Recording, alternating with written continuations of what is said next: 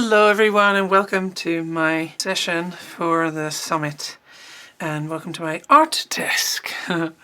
So before we begin, I just wanted to go over the supplies I'm using, and do remember that many of these can be replaced with what you already have available. I'm just letting you know really what I'm using, but don't panic if you don't have all the supplies, because you can often use something else that is similar to work with that you already have.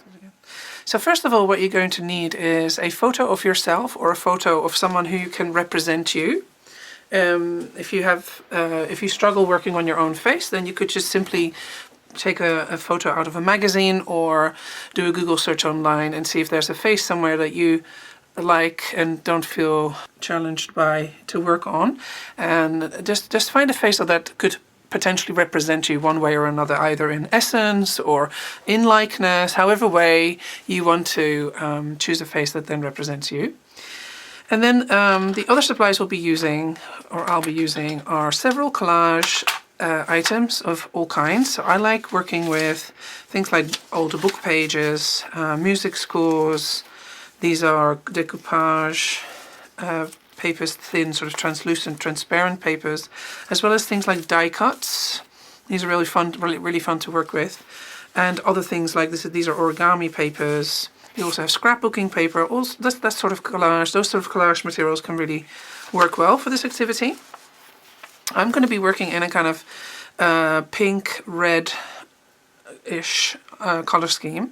So I've already chosen some of the colors, the collage papers in those colors, but you might want to work in a different color. Although you know what, I'm saying that, but I quite like how this is fairly purplish. I might like to do purple. I don't know yet. We'll see how I go.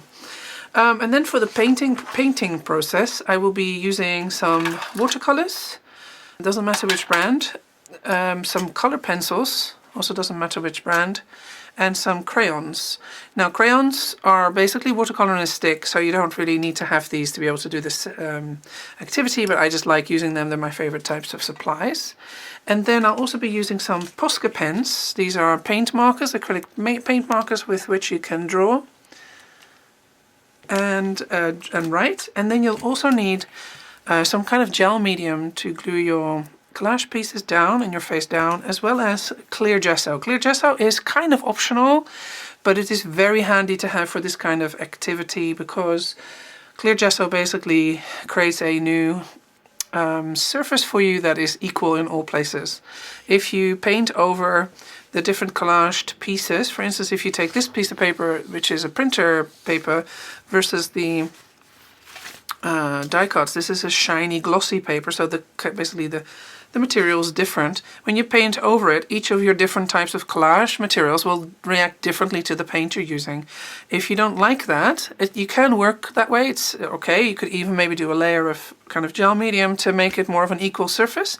But my personal preference is to put a layer of clear gesso over my collage piece that we're then going to paint over, and then I have an equal kind of surface everywhere. But again, if you don't have this and you do have gel medium, you could do a layer of gel medium. And I may end up using a little bit of acrylics, but not sure yet.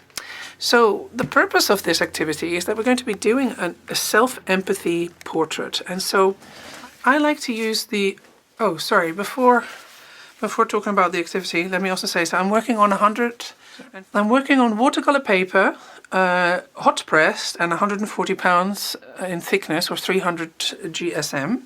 You can use any kind of watercolor paper as long as it's also sort of fairly heavy, like 140 pounds is a good weight for this. And I may be using a brayer as well. But what I'll do throughout the session is I'll put subtitles under all the steps so you know what I'm using.